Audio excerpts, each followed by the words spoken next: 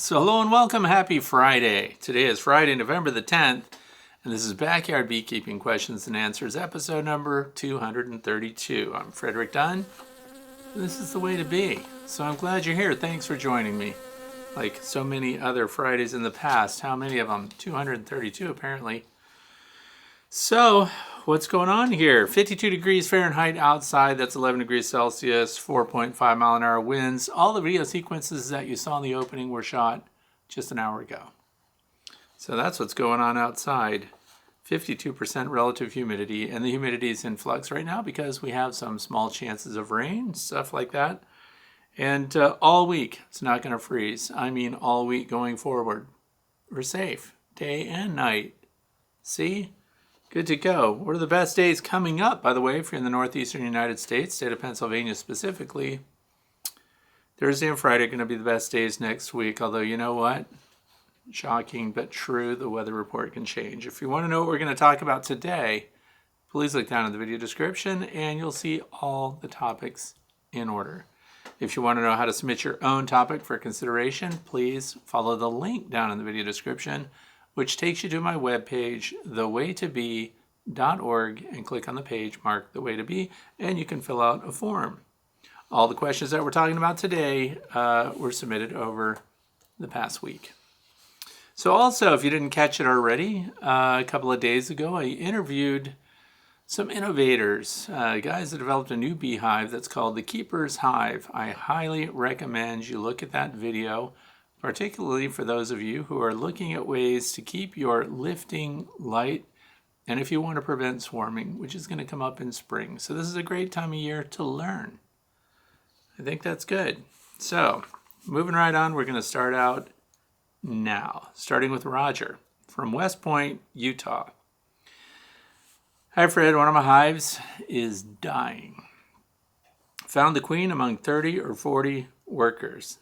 And she's alive but lethargic, no brood or eggs. It's a 10-frame, double deep. And it was my strongest hive, but I had a bad mite infestation. I gave it 5 courses of oxalic acid in October, but it was too late. My question is, what to do with the hive? It's presenting, it's being robbed by yellow jackets and other honeybees. Top box is heavy, mostly open nectar, and the bottom frames are mostly empty, and we're looking at the low 60s for this week and thinking about putting them out for open feeding, but not sure. Your thoughts? I guess here's one of those things where a lot of different beekeepers have a lot of different ideas. That's right. And you know why? Because a lot of different things will still work. So here's the thoughts for those of you who are looking at a colony that we know for sure is not going to make it. What to do with it. The other thing is I learned something and changed something just this past year. So I've been beekeeping since 2006, but I learned something new that changes the way I manage equipment that's not occupied. So this falls into that category. You can pull the frames, and if you've got these warm days, sure, they're flying and they're headed for resources they know about. In the 60s, even the low to mid 50s, if it's sunny outside, they're doing that.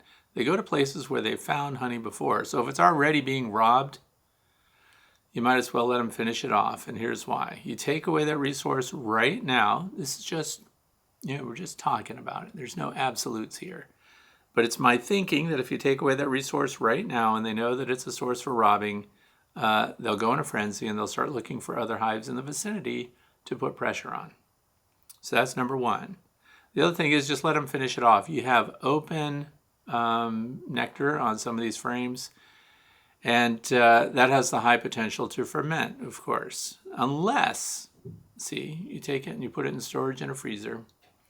You can put any level of water composition in honey into a freezer and stop it from potentially fermenting. If you put it in regular storage and it's above freezing, you risk fermentation, and once that happens, you've lost it anyway. A third option, take the open-celled frames, put them in your dehydrator if you have one. I highly recommend that people have dehydration tents like VivoSun. They're made for raising plants in winter indoors or any place where you want to raise plants inside. And that's what I use for a dehumidifier. because they put a small dehumidifier in there, run fans in there, and you can dry out the honey because it's in open cells. And you can dry it down until it's usable, but that's going to use up a lot of energy. So someone else wrote me, freezers, horizontal freezers are very inexpensive. That's probably true to buy. And then you go to put your stuff in storage in it, and they're very efficient too because they're horizontal. You lift the lid of it, all the cold air doesn't wash out and have to be, of course, re-refrigerated. So they have a lot of space if you've got a lot of space, but they're going to consume energy. So look for an energy efficient version, but if you put them in there, you can keep them indefinitely or until spring. And then early spring, put them out when they're still at earth if you want to. Now here's the thing about the hives and why I'm going to change what I'm doing. I used to dismantle the hives, put them in storage, take them all apart. If there was a dead out or if there was a late season abscond or something like that, you pull all your frames out, you process them, you put them in storage, whatever you're going to do. Take apart the hive, take the bottom off, take the brood box off, and use it to clean it up and everything, put it in storage. But, which is really, what I'm about to tell you is really rare for beekeepers, but it happened to me. I didn't get around to it. So I had some hives sitting around that were empty. See, they'd already been robbed out. They were already empty, so there were no resources in there for other bees to go after. So the only risk there in an unoccupied hive is what? Wax moths. Small hive beetles aren't much of a threat because they'll go after it if you have a bunch of old pollen stored in there. But if that's clean, small hive beetles also don't have any reason to go in there. So now we've got a hive that smells like bees. What's going to happen in spring? Spring swarming. Now we know the statistics on that. So when people do scientific research, they find optimum places where bees are going to swarm to. They're going to leave your hive, they're going to bivouac somewhere, they're going to go to a final destination. Now, that's more than 100 yards away from your hive that they show a preference for. The other thing is, we like to say, I'm one of them, 12 feet, optimum height. A transition area where the woods transition to a clearing that opens to the south or southeast of those woods. Now those are optimum spots. I follow those guidelines. But because I didn't keep up with my hives, they stayed in the apiary. And a dead out in your apiary that's been cleaned out. I'm not recommending you leave a pile of dead bees in it. Do your maintenance, clean them up, put the entrance reducer on and all the stuff as if the hive were still alive. And you know what happened? They got occupied. I don't even know if they get occupied by my own bees, but these are auto-occupying hives. So what happened was those are in an apiary. Those have other hives just a couple of feet away, and they're moving into them. One of my swarms this year, I highly recommend you look at the video because it was a lot of fun. There was a queenless colony. So the pheromone even of that colony was low. I don't know if they had scouts that went out that interacted with a bivouacking colony of bees, changed their mind, and got them to move into a hive with their queen because they had a hive get occupied like that. Very interesting stuff. So here's the reason I bring it up is you have an option. I highly recommend if you're a backyard beekeeper and you want to do some experimentation and you're one of those people that swarms don't always go to your swarm trap, your designated swarm trap, which is following all of the statistics. You can leave your hive right in your bee yard. Because then if you make a split yourself, you have a hive to put them in. It's already there. It's already staged. It's ready to go. If there's a swarm that occurs and you're not around, chances are scouts will check that out. It's already smelled like bees. The most appealing cavity to bees that are on the swarm will be one that's been previously lived in by other bees. That is number one. They'll even take that over some maybe better shaped or the volume is more accurate statistically. So that's what I recommend for this too. As far as the resources, I would go ahead and feed them back. As far as the space, the hive, and everything else, I would leave it in its position. I would reduce it to one box and then put everything else back together. But if you've got supers, of course, take those off. What do you think about that? I think that would work. Let's move on to question number 2. Question number 2 is Henry from Fairhope, Alabama. We're a mile or so from the coast at the bottom of Alabama. In today's forecast, cloudy skies with a few showers after midnight, low 63 Fahrenheit, winds south at 5 to 10 miles an hour, chance of rain 30 to 90%. Okay. No rain here for almost a month. So it says, oh, I'm sorry, I ran that together. Let me just walk it back. Chance of rain is 30%. The humidity is 90%. Man, at a humidity level like that, it's almost raining already. No rain here for almost a month, and we're in drought conditions. So, question is, different types of honey, sourwood, tupelo, orange blossom, etc. What is the technique used that limits the supers to that particular flavor? Are the supers placed and pulled just during flowering periods? Are the supers capped when pulled? So on. Okay. And then the next part, it says, so again, I do fall asleep often when watching your Friday videos, but I do appreciate your humor and opinions on various topics, and I always rewind to catch up what I missed. You know what? That's what every public speaker wants to hear, is that people go to sleep when you start talking. I know that's very common for me, though. People that are stressed come and listen to me if they're having troubles falling asleep. I get it. That's fine. If that works, I'm happy for it. But let's talk about this ability to isolate the nectar source, the honey in your hives.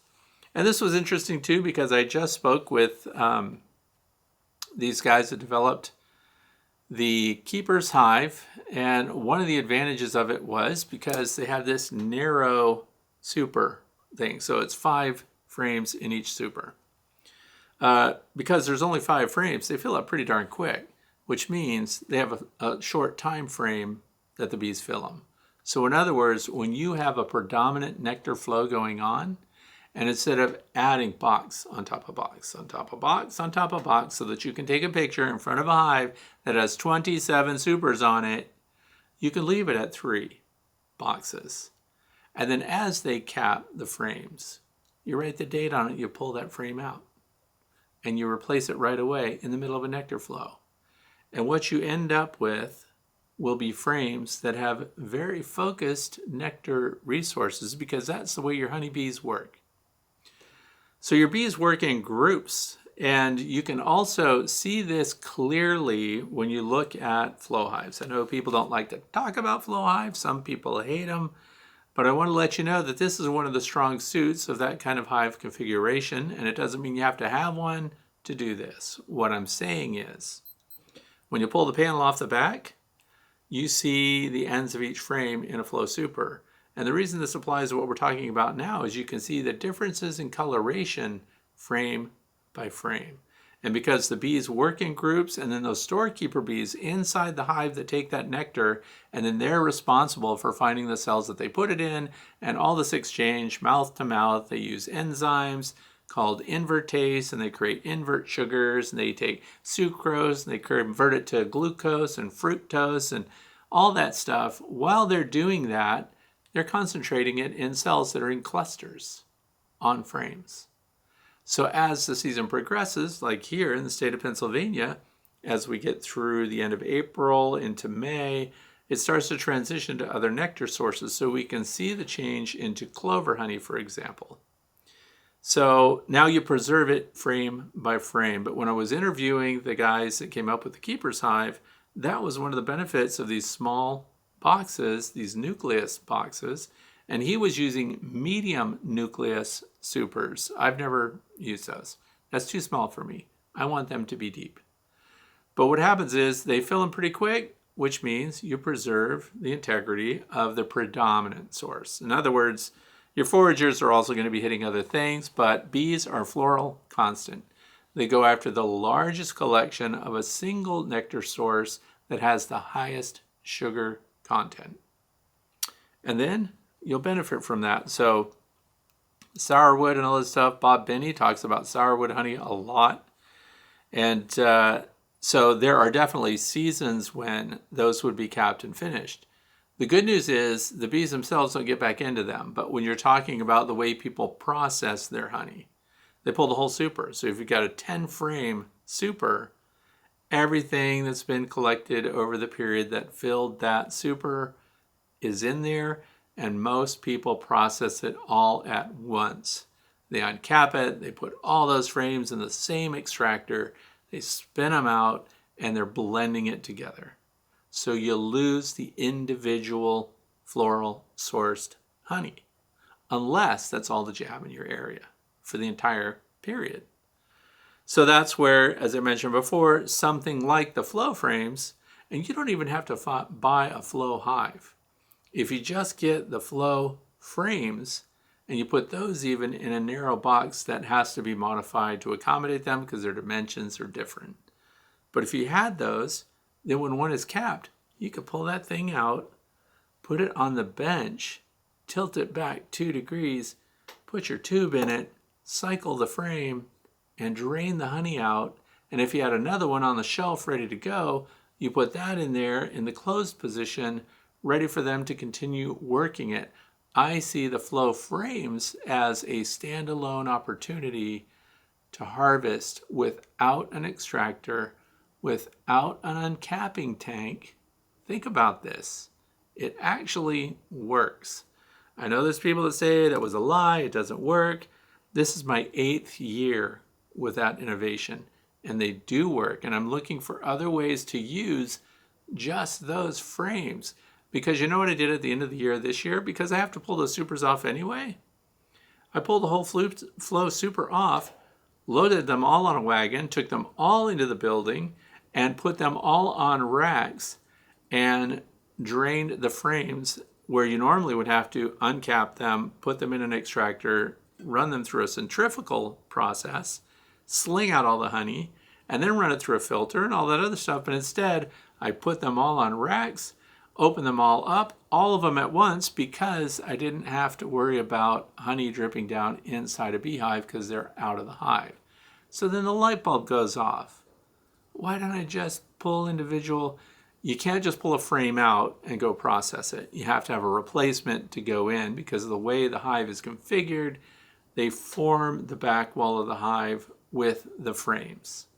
So, but if you had a special box built just for them, you could pull them individually, swap them out, let them keep building them up. It's easy to lift them and inspect them if that's the way you want to look for your stuff. I think that's a winner for those who want to preserve individual floral sources through the year. Now, when we get to the end of the year, that's why I didn't care. See, we get to the end of the year, here that ends up being asters, and we get goldenrod. Goldenrod was a heavy nectar flow this year, and it crystallizes almost the minute you put it in a jar. There's so many particulates in it. But so at the end of the year, cycle them all together. So in other words, I had a 5-gallon bucket underneath, and I had 4 out of the 7 frames processing at the exact same time. Opportunities. So smaller frames, pull them frequently whenever they're capped. Because you can also do this, we talked about this around here when we talk about the nucleus hives being the hive instead of just a resource hive.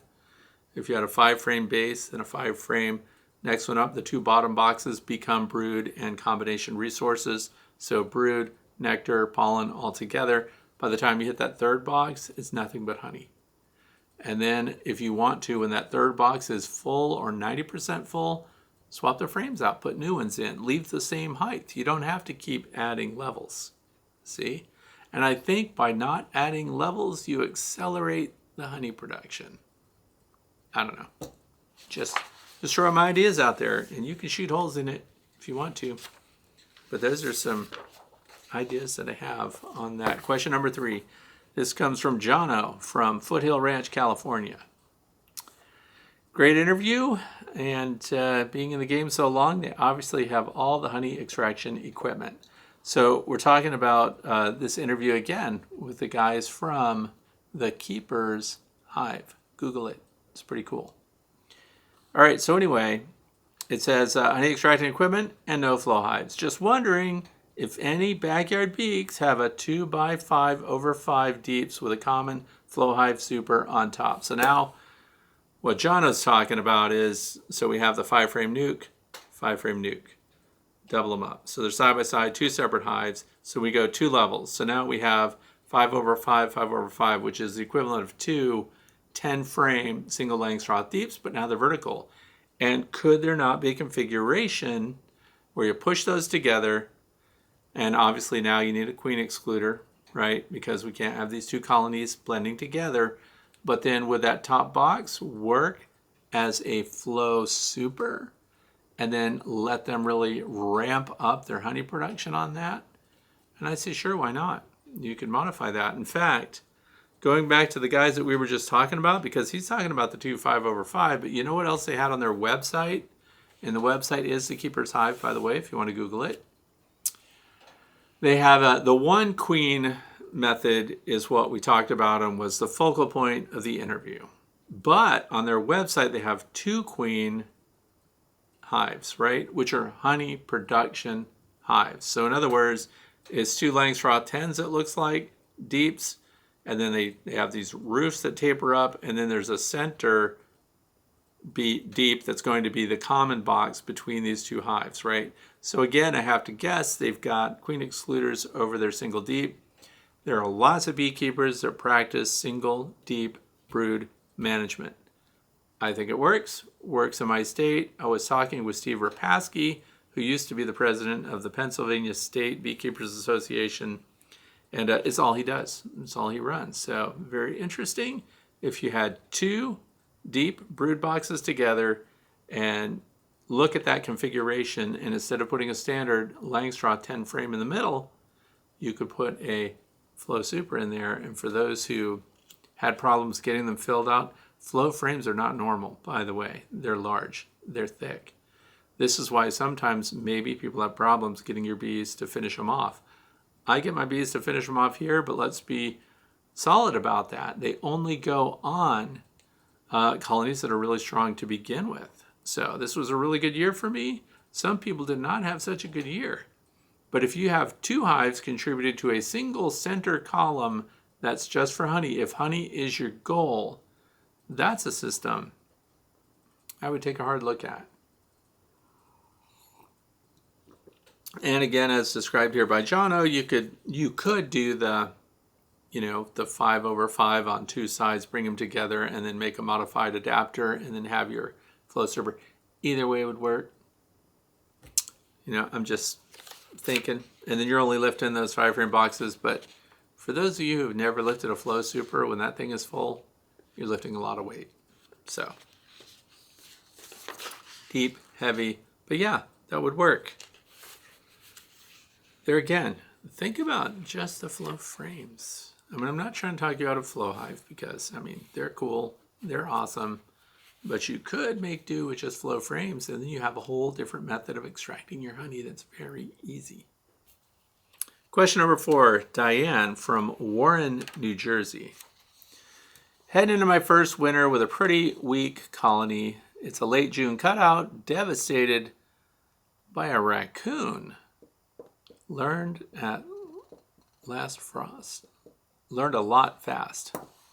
Sorted things out for this winter with a Hive Alive fondant pack, top and 3 sides of insulation. I am looking to come up with a better year-round inner cover emergency feeding setup inspired by yours, but suited to our milder climate, Zone 6B, tending towards Zone 7. They're in a single Langstroth deep, though I intend to standardize on 8-frame mediums.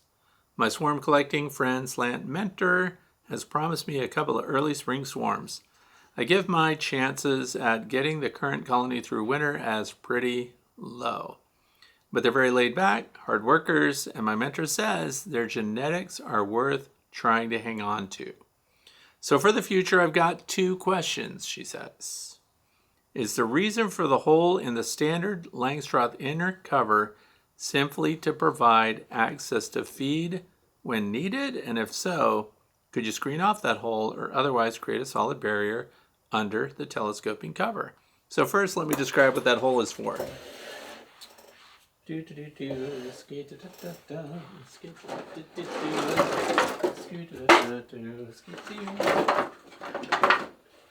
I should have been better prepared.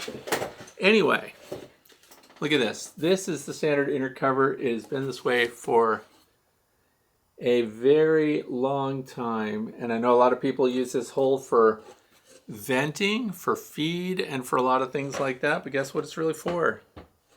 It was never designed to be open. It was never designed to be a vent. It was designed to receive a bee escape. That's right.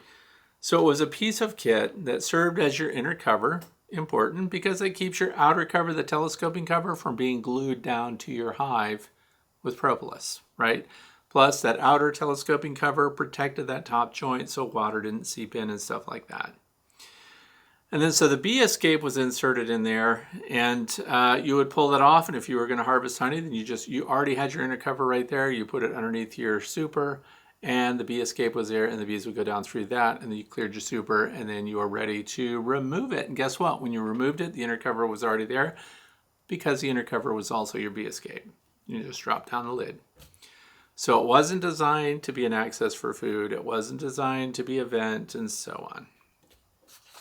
Now that we got past that, could you just block it up? Yes, you sure can. You can just take a piece of wood and lay it right on top of it and close it up. And the bees will propolis it and help that piece of wood hold its position. And then you can pry it up later if you ever need to use that hole for something else. Number 2 here it says, you've said that bees don't chew or propolis aluminum. Have I got that right? So a sheet of double bubble could function as the last layer under the outer cover. Okay, so one part of that's true. I haven't had the bees chew through the aluminized face of double bubble insulation. However, the propolizing part, they do put propolis on it. So they put propolis right on aluminum foil. They put it on your double bubble. So if you lay that, for example, here's one of the ways I like to use it too around here. The nucleus hives, they are wooden hives, really nice ones that I got from Better Bee. I paid for them. They're not given to me. Some people are suspicious that I have a connection with Better Bee, and I do not. When I put the double bubble on top of it, and then I put the migratory cover over the top of that, and they haven't chewed it at all. And they do propolis it right along the tops of their frames. So it eliminated the space over the top of the frames that bees would otherwise be able to pass over, right? But it added a layer of insulation and defeats all air leaks that are potentially there with a migratory cover. If there's any little openings and stuff, this is very important because look at the time of year we're in. If we're pulling inner covers and stuff like that, I highly recommend using something like double bubble. Now I realize what I'm describing here is not what your question is asking, but I'm covering it just in case people are thinking about other ways to use it. So you could put the double bubble under your inner cover as a joint sealer, as a gasket that's pretty flexible.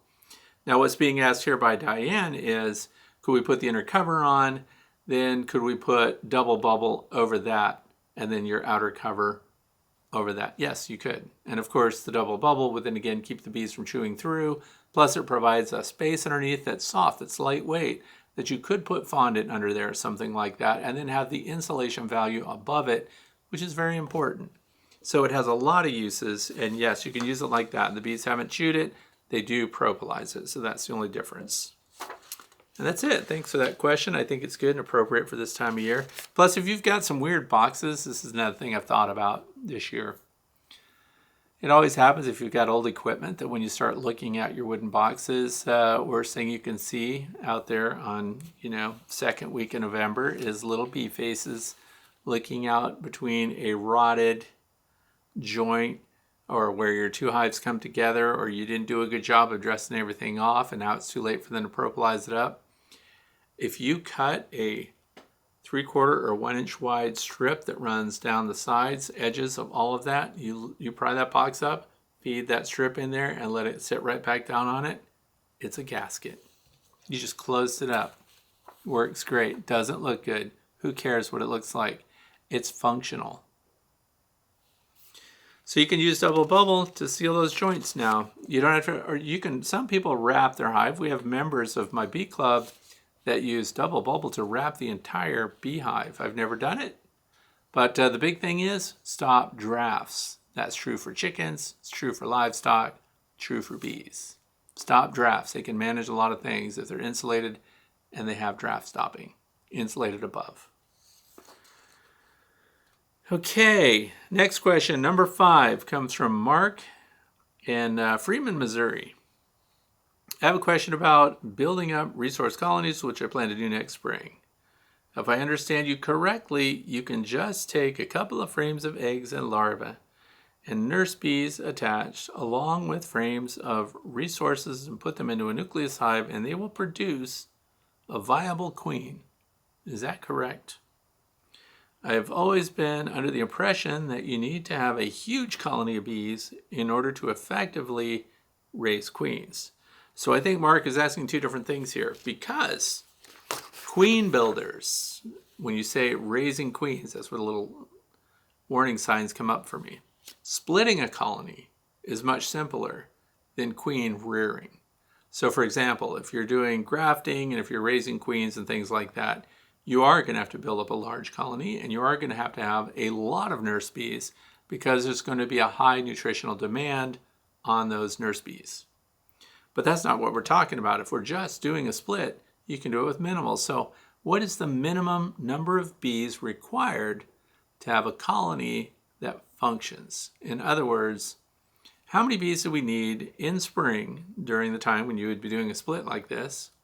How many bees are necessary to do all the in-house work, all the guarding on the landing board, attending to the queen, flying out and foraging, and be able to do all of these things at one time without suffering from a loss of temperature control over your brood frames and things like that?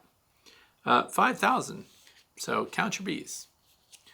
It's easy to estimate how many thousands of bees are on a frame. Count the cells sometime on a deep Langstroth frame.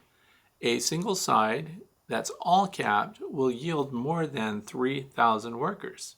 So a single frame that's capped on both sides with pupa will produce over 6,000 workers. So in a single frame, we've hit our threshold. Now, I like to use multiple frames because it helps them cluster around them better and preserve them, keeping them warm. So more is better, but you could, in theory, get by with fewer. And then you help relieve some of that stress for foraging. So we take some of the workers out of that other area where they have to bring resources in, because some of the things that happen in spring would include bad weather.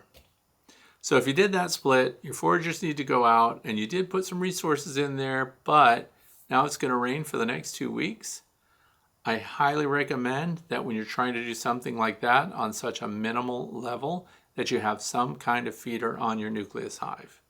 And then what would you put on there? For me, it would just be sugar syrup, because that gives them the carbohydrates. They're going to be using up a lot of energy per bee, because we have a smaller colony. Therefore, the individual bees are going to be higher consumption bees because they're going to burn themselves out generating warmth if you have cold weather. Because we know that 94 to 97 degrees is preserved over the pupae and any developing larvae, right? So keeping that temperature when the weather's bad outside uses a lot of energy. Here's the beauty of transferring a frame of capped brood. When you put that in there, they don't need pollen resources because they're not feeding them. They're in the pupa state. They just need to keep them warm. And then as they start to emerge from those cells, now we have these new workers, and these older workers can start to migrate to other jobs in the hive, and then they move out, then they're foraging, and now you're kicking. So the other part of this is, it's called a walkaway split. You can just pull out, make sure that you have cells with eggs, open larvae, right? Eggs are critical. Now, then we're counting on them to pick one of those in the absence of the queen, because based on this description, the queen will be left behind. They have to make a new queen. So this takes them a long time, and now we're 30 days out from seeing any new brood in that colony other than what you transfer with them. So what I highly recommend to relieve the congestion in the colony that you're doing the split from is that you find the queen and remove her with these two frames. And then what you leave behind is the colony that now has to make the new queen, and then they have to catch up. But they have the advantage because their foragers are already naturally going to that hive. They have more resources, more infrastructure. The new colony that you're producing requires more work. So if you move the queen with them, she's also now an insurance policy. They've cut down and if not eliminated their swarm tendency from the colony you pulled them from. And if they fail to produce a new queen, 30 days out, you see no evidence of a new queen. All the brood's gone. By that I mean there's no more capped brood. We don't see evidence that anything is in production. Then we can now rejoin these frames. Now, one of the things I'm thinking about for this year, and I'm going to share it with you now, is when we do that, we automatically put in new frames for them to draw out and build on. The colony that we're pulling our split from. But what I would suggest is if you took 3 frames out, let's say, put 3 blank frames back. So these would be in the 1 and 5 position or 1 and 7. I highly recommend larger boxes if we're going to pull from them because these are not resource hives. We're making a split. So I highly recommend then that you use these spacer frames, and they would be the same number as what you remove. So if you took 3 out, 3 spacer frames in. So these are solid frames, some insulation value, and of a material that your bees will not chew. And so when you leave that in there, you gave them a smaller space, less to have to work with, and then once we establish that they actually produce a new queen, the queen has been mated, you start to see eggs, then you can pull those spacer frames out and restore drawn comb or foundation that you want them to work. So because if she weren't producing, now we have spacer frames to pull those out, and the frames that we took out, we can now put back in and center them up, and we still have room in the box to do it without having to pull something out. That's what I'm doing this year, just sharing what I'm going to do. But yeah, you can do it with 2 frames. Number 6 comes from Joe from St. Pete, Louisiana. It says, always a pleasure and thank you for what you do. I have heard, not read, that at night a red light cannot be seen by bees. Tonight is the 3rd attempt with a red light. First 2 times I was very slow with my movements. First time seemed fine. Second time they seemed to fly a little too much, and I was joking a little and made it okay. This time double deep with 2 nukes. So a month and a half, looking to grow them in my Florida winter, and board feeder at a 5, board feeder in a 5-foot, what I would call snorkel as a beehive entrance. Changed the feeder and none got out. Figured I'd look under the top and check their status. They got buzzy. I squatted down. Good move. And bee was able to see me and sting my neck. No background light. Is there proven science in the red light invisibility? Okay. That's interesting there. By the way, the snorkel thing, running the entrance up and away from the hive, that's actually worked for a lot of beehives. It's very interesting and something I'm going to be fiddling with this coming year when I put a observation hive in that's going to have a very long, clear entrance and exit from the building so we can see them traveling to and from. It does work. Now the red light thing, red paint, red color is what they've documented. So that's different from an emission, from a source of light. That's different from something that has a color. So the argument is that bees don't see red. Well, they see it. They don't see it as red. They see black. So here's the other thing. And of course, the picture from today was my red LED light. Now these, I want to show you this because see how when I light my hand, the color is even all over my hand. Some of these are focused, so then when you zip it in, and now look at my hand right there, bees do see that. And how do I know they see it? because they have observation hives. And when I put it on the pinpoint function, and if I shine this inside the hive, they rush over and collect on wherever that little beam is in there. So they see it, they sense it, they go after it. They will do that less if it's the wide, soft beam. Here's the other part. If I were going out, and by the way, for those listening, I don't recommend working bees at night, but I realize now it gets dark so early, some people kind of have no choice, but you're going to have a bunch of crawling bees, right? And one of the things that Joe did right is once he realized he had a bee that was out to get him, he ducked down. Now that would work in daylight. Kind of the person whose head sticks up the highest is going to get the bee's attention and likely to be stung. Even more so if they have really black hair, dark eyebrows, high contrast, stuff like that, and being taller. Like if you get a bee that's buzzing your head and you duck down, you can get it to kind of not pay attention to you anymore. So here's the thing. If you go out at night, the bees do get disturbed. They fly out. They don't see very well. I have these out in my observation hive building. I have another one that I used years ago. And I would put layers of red on this. In other words, like bread wrappers that are red, that have tint in them. Sometimes it's amber, umber, whatever the colors are.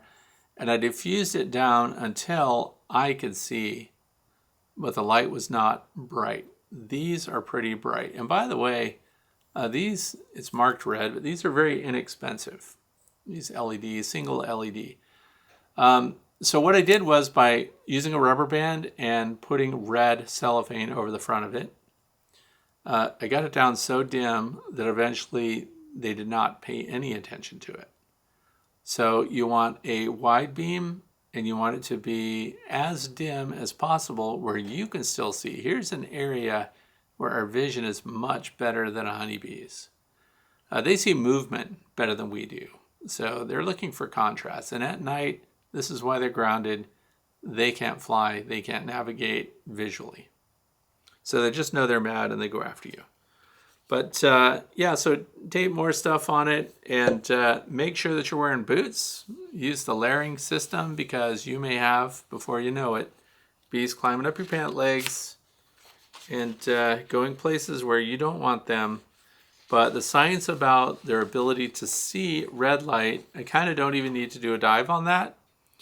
And that's because I've observed it myself. So when you focus a red beam somewhere near a beehive or shine one on the landing board and see if any come out and investigate it and follow it around. If they do, they're seeing it. So you're going to want to diffuse that light even more. So moving on to question number 7 from Troy from Lebanon, PA. I have 2 Flow Hive 2 Plus units with the pest management trays. I use mineral oil in the trays. Is it okay to keep using the mineral oil through the winter? Should I clean it out and put the trays in dry? And if dry, should I flip the trays upside down so they do not catch water? Okay, so for Troy, it depends on which of those trays you have because they have 2 designs now. I like any hive that has a screen bottom board with a tray under it that's completely enclosed. This is the original Flow Hive bottom tray. It's pretty cool. It's got compartments and everything because if you tilt it forward, then of course this preserves the moisture in each one. And we're saying that we've got mineral oil in there, which is good because what happens? Destructor mites fall through and they get stuck in the mineral oil. They don't climb back up and rejoin your bees. That's what we're thinking about. And then in the wintertime, see the configuration? These edges are square. If water built up in here, and it does, because condensation forms inside the hive, drips down, goes through the screen, into the tray. Great place for water. But in the wintertime, when we get freezing temps down there because the warmth inside the hive rises, it doesn't go down and warm the tray. It'll freeze and crack these out. So then when the wintertime came, we would just flip them over, nice flat bottom, slide that back in, and that's what's described here. So you would leave it like that. So condensation that goes down here rolls off eventually and does not impact breaking it out when it freezes. However, they have new trays. So these are the new versions. They're much better. The plastic is more pliable. You wouldn't do this with that white plastic one. You would crack that thing out. So the problem is upside down, see all the troughs, all the catch areas. It does have little weep holes in it. So there's one here, there's one in every corner. So if it were upside down and water dripped down on it, it would find its way to these weep holes. However, along these edges, you would still trap water there. The good news is, if it froze, it would expand. But do you need to flip it over? No, in my opinion. I always recommend that people have at least 2 of these. And the reason is, when you go out there, you need to pull your tray, put the new one right back in. You shouldn't have to pull it out and then go clean this up and then bring it back later. Especially when we're talking about winter time. You still want to know what's going on in your hive in the winter time. That's why I highly recommend the new style of tray. Put them in the correct way, just like this. Let detritus fall in there. And I do agree, we don't need mineral oil in the wintertime so much. So if you wanted to make it sticky, you can also just spray it with pan cooking spray or something like that. But if you don't get out there very often, there's going to be a lot of buildup down here. Moisture, the condensation, everything's going to collect in here. That's why you're going to have to cycle these out through the wintertime. So trays do add another level of maintenance to your hive, but I think it's good maintenance because you can pull this stuff out. And who doesn't want to sit at their kitchen table looking at a bunch of detritus on a January morning with the sun streaming through your window and see what's going on inside your hive and see if you can find varroa destructor mites and things like that. So don't flip them, keep them in right side up. Yes, get rid of the mineral oil. And you could spray it with cooking spray or something like that, just in case varroa destructor mites drop in there. They'll get stuck on that, and you can find them. So, if you have the old white trays, I would go on the website and get the new ones. So that is question number 7. Question number 8 comes from Dahlia from Cork, Ireland. I hope I'm saying that name right, by the way. Dahlia. What kind of tote or bucket do you use to store and remove horizontal Layens hives frames? So far, I bought so many storage boxes, but none of them I found that has the right dimensions to store the frames in the upright position. Okay, so today I'm going to do a shout out. I haven't done a shout out for a while. And this is good news because this is a small channel. I do like to give a shout out to small channels that are kind of getting going. And I'll put a link down in the video description, but if you want to just go straight to it, I'll give you the name of the channel. It's called Beelog with Super Bee Shirley and BBS Bees. The title of the video you're looking for is Layens Frame Holder that fits inside an Iris 103 quart tote. Okay, and it has wheels. She's got some problems with her frame and stuff, but what I want you to watch that video for is this is something I did when I first started keeping bees, and I needed a way to get my frames out of the line of attack. So in other words, if you're pulling frames, which I didn't pull full supers very often. We pulled individual frames, and then I wanted to put those because I was not using queen excluders, but I had not yet learned to also not use upper venting and also not have upper entrances. So what used to happen to me is I had some brood up in the top boxes. And so I'd be trying to pull honey, and 2 of the frames in a honey super would have brood in it. So then I was pulling individual frames. That was pretty easy. Shake the bees off, put them in a tote. And then the totes don't have very strong sidewalls. So when I was trying to put them in there, and the same problems, they all lean against each other. So we need to space them out. So when I had a bunch left over, because I designed and built my own house, the one I'm sitting in right now, so apparently it's holding up. And I used, in the basement, we used metal stud walls. So I had a bunch of leftovers, so I took these metal stud walls, they're galvanized, and we could cut them and bend them and shape them, and we created side rails with them. So I created a standalone frame rack out of these metal stud walls. And then, so once you fold them over, you drill a hole, you pop, rivet them, however you want to keep them together. There are also sheet metal screws that will screw right into them and hold them together.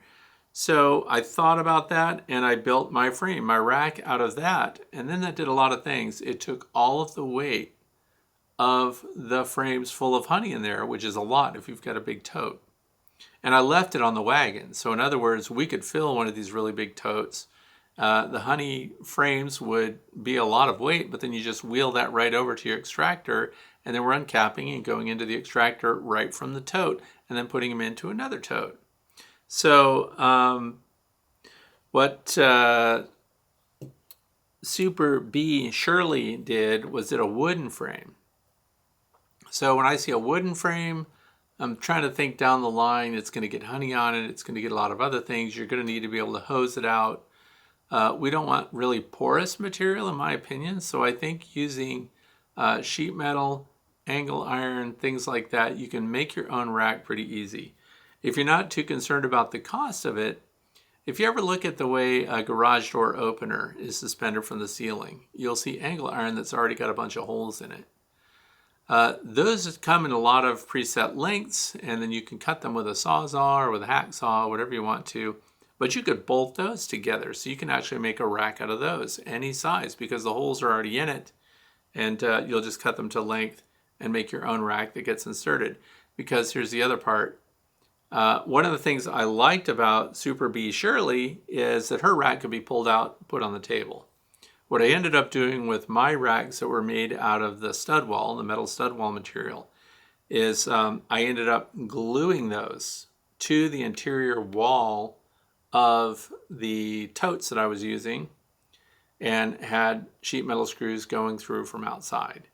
And that way they made the side walls of the totes rigid, and now I had a stackable system.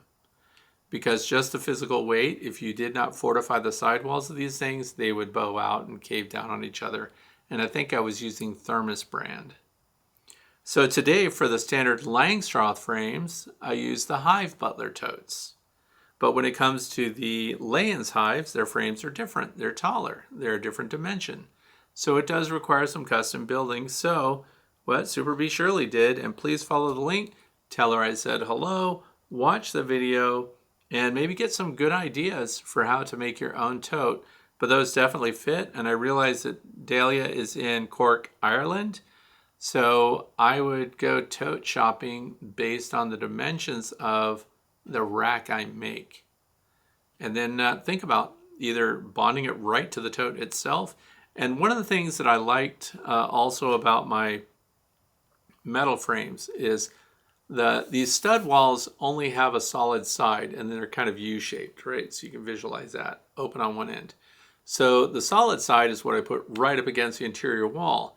Now that meant we had this U channel that you could see from up above, which means that if you're putting your frames down, they would go between that channel and you wouldn't have a problem with reduced sidewall space.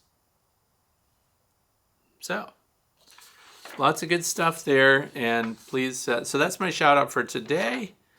And now we're into the fluff section because we're at the end. And oh yeah, on my website, with the YouTube channel, which is Frederick Dunn, which hopefully you can find just by clicking my name under this video. There's a social area where I've put up a survey. And the survey is, when going to a beekeeping conference, what would you consider to be the high point? Now, the way the surveys are on Google here is I only got 5 choices, but I'm going to share it with you because there's 225 participants already, and I just posted it last night. So these are the categories. I wanted to know what brings people to a conference, because here's the thing. I went to the Pennsylvania State Beekeepers Association conference. And the association is huge. It's our state. I mean, we have small associations. The Chesterfield Beekeepers Association by itself has over 700 members. So when you get a conference that's statewide and you have such a small percentage of beekeepers showing up at it, why aren't they going to the conference? In other words, what's not there? Now, don't get me wrong. I'm not thinking about starting a conference. I'm just collecting information because I want to know. I know what brings me to a conference. And, well, sometimes if I'm the speaker, that's what brings me there. They ask me to come and talk. But for the State Beekeepers Association, I was not invited to speak, so I was just there like everybody else, just to hang out and see what's going on. So the categories are this. I'm going to tell you ahead of time, then I'm going to tell you what people are saying is their most favorite. So number one, I put down time for fellowship between presentations. That is one of the things I personally like when you go to any kind of conference. One of the worst things you can do to an attendee who's watching a presentation is get behind schedule and then let these presenters do a microphone handoff and you go straight into another hour-long presentation. At the end of every presentation, there should be some kind of break. 5 minutes, 10 minutes, let people get coffee, let people change their seating, let people leave if they want to. Nobody wants to walk out in the middle of someone's presentation. So these little breaks in between help people have the opportunity to talk to each other, because if they're only showing up, there is conversation before the presentation starts for the afternoon or for the morning session. But please make a break and then let people leave if they want to, or change. But they might have seen a friend 2 tables over and they can't go sit with them yet. So these are things, or they start a conversation with somebody behind, so on. Anyway, time for fellowship between presentations, very important. So is that something you like? Number 2, I put current science presented by researchers or known academics. So which of these things are important to you? The third choice would be commercial presentations, how to earn money with beekeeping. We go to conferences, we see those, and that might be why a lot of people are there. And then the fourth one is vendors that offer deals on equipment or consumables. In other words, you go to the conference because I can cover the cost of the conference, travel there, my overnight stays and meals and everything else, because I'm going to buy a bunch of equipment from this vendor who's given us a break on the cost of the equipment, and of course, no shipping because you're going to haul it yourself. And then the last category they offered, do you come because there are presentations about honeybee biology over management and hives? And by that I mean, are you there to really learn more about the bee as a species? Do you just want to know about the animal? What is it about bees? Not so much a dense presentation on what hive to put them in, how much insulation to provide, when to feed, what to do, how to, you know what I'm saying. So of those, for the first 225 respondents who have already marked their preferences, the number one thing that gets people to a conference, current science presented by researchers or known academics. The number 2, please pay attention if you're a person putting together a conference for your group. Time for fellowship between presentations is the number 2 most popular thing that people want at a conference. This is just based on, of course, the survey on my channel. So, and then number 3, they want presentations about honeybee biology over management of hives. So they want to know more about bees. That's number 3. Number 4, they want vendors that offer discounts, equipment, stuff like that. The least important reason people go to conferences by far is commercial presentations, how to earn money with beekeeping. That is not even a close call. 6% of the respondents chose commercial presentations, how to earn money with bees. Number 1 was pretty much the standout. Current science presented by researchers and non-academics, 39% of the people that did that.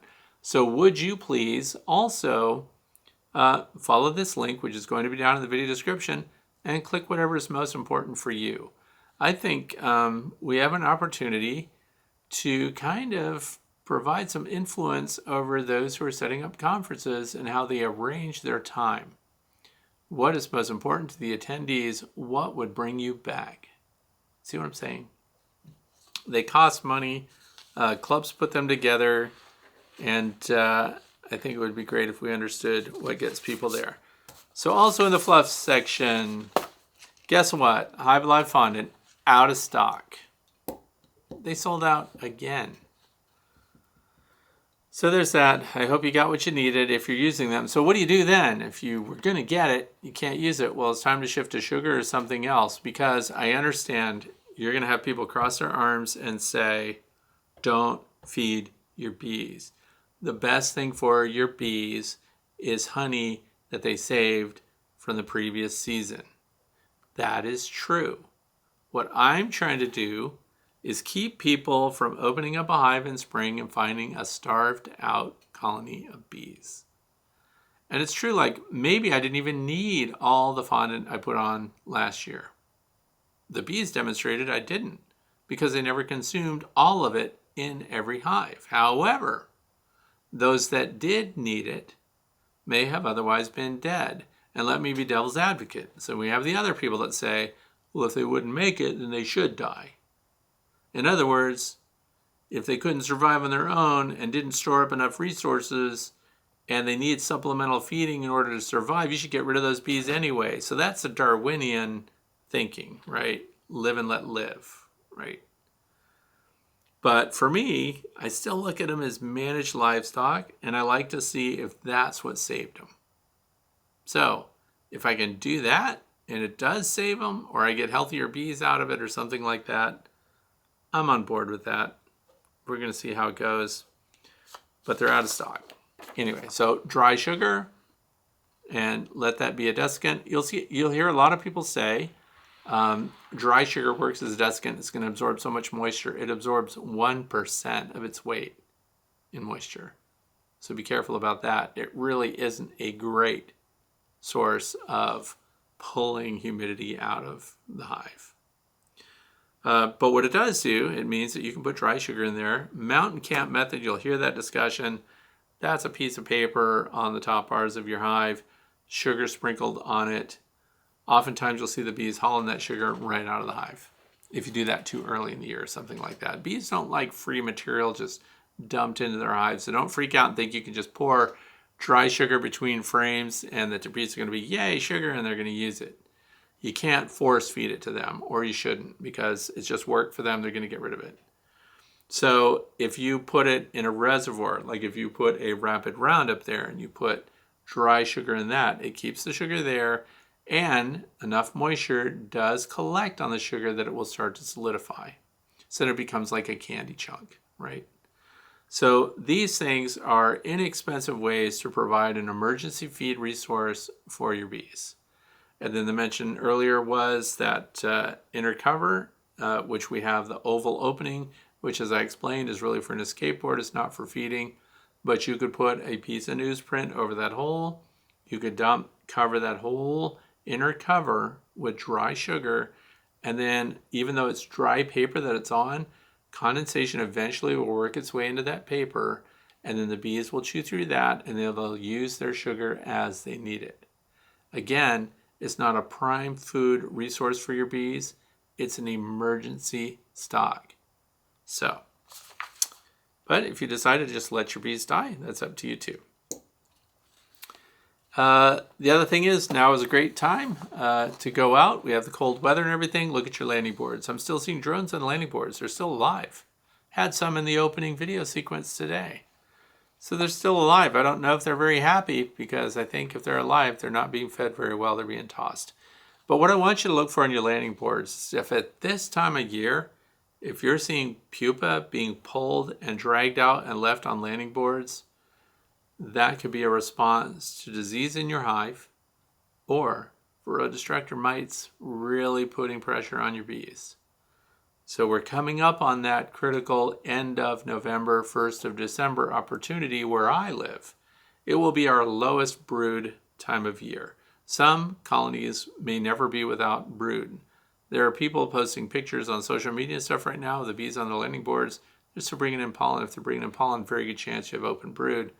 So, but historically speaking, at the end of November, 1st of December, if you get a day in the mid-50s with sun, or you get 60 and overcast, great opportunity to do an oxalic acid vaporization treatment if you know that you have mites still. Yep, that's it. Upcoming this week, I'll do a video that shows how I set up a way to break up winter. So last year I started hyssop plants inside on my sun porch. Call it that. Probably doesn't get a lot of sun. But used LED lights, fans, and I'll show you, because I've collected the segments starting last year, following right on to moving them out, planting them outdoors. I understand that that's thinking pretty small. I would like to work bigger than that. But here's the fun of doing it indoors. You get to see your seeds germinate, you get to watch them grow, you get to see daily progress, and it's something that breaks up your winter. Plus, it has daylight out there with these big LED panels that are on cables, so you can raise and lower them as your plants get taller, right? So I'm going to show that. That's a video that's coming up. No reason to go through all the details right now. It works on other plants too. Hyssop was a lot of fun. It did fantastic and was a great resource for all pollinators, not just your bees. So bumblebees were all over it. It's a popular plant. I'm going to exponentially expand the number of hyssop plants that I'm putting on my property. So that's what's going on, and that's the end of my Friday Q&A. So I want to thank you for being here with me today. If you have questions still, please go ahead and put them down in the comment section under this video. Also, you can follow the link. This is a podcast, so if you just want to listen to these while you're driving somewhere, you can go to Podbean and type in The Way to Bee, and you'll find the podcast. So you can listen, you can watch, you can contribute.